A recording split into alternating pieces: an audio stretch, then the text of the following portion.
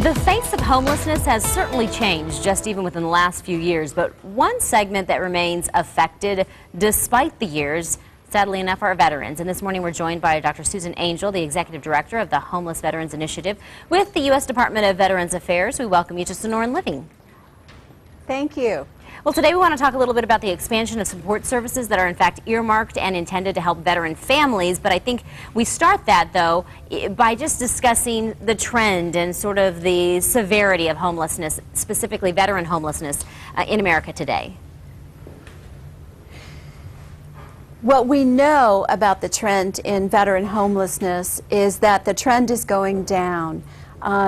This year in January, one night in January 2011, we counted the number of homeless veterans across the nation, and that number was 67,495. This was down by 12% from the count the year before. But from our perspective, any veteran on the street without a home is unacceptable, and we want to bring that trend to zero. So with more specificity, what is the Department of Veterans Affairs doing to help prevent veteran homelessness and really help them stay off the streets? We have a great new program called Supportive Services for Veterans and Their Families. This is a grant program that we're putting out $100 million across the country to community providers and faith-based organizations. What they'll be able to do as a grantee is to prevent homelessness. So if a veteran is behind on their rent, they can offer some financial assistance to bring them up to currency. If they've lost their job, they can help them with employment services. They can help them with education, child care.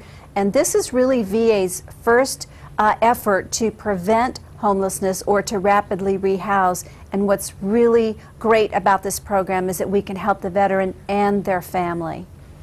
So but prior to this, we were seeing more of addressing the problem after it occurred. And what you're saying now is this is a prevention initiative that here at the city levels, we're able to get organizations to apply for these grants. Is that how this works? You're absolutely right. We really do want to prevent homelessness. It's much easier to help a veteran and their family who is at risk for homelessness than to provide the services that are required after they've been homeless for a while. We can still do that, but we really want to prevent homelessness the best that we can. So you're right, cities across the nation can apply for this grant money.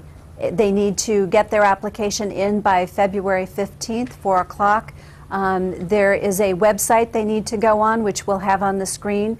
From the website, they can access the application, the criteria, and most importantly, there's technical assistance available so folks can really turn in a good application that will serve our veterans and their families. Well, it sounds like we're putting a lot of attention and emphasis on a very, very important segment of our community that really needs some attention, and preventative is the name of the game here. Yes, it is. They've earned that. Well, thank you so much for spending some time with us here on Sonoran Living, and we do appreciate the information, Dr. Angel.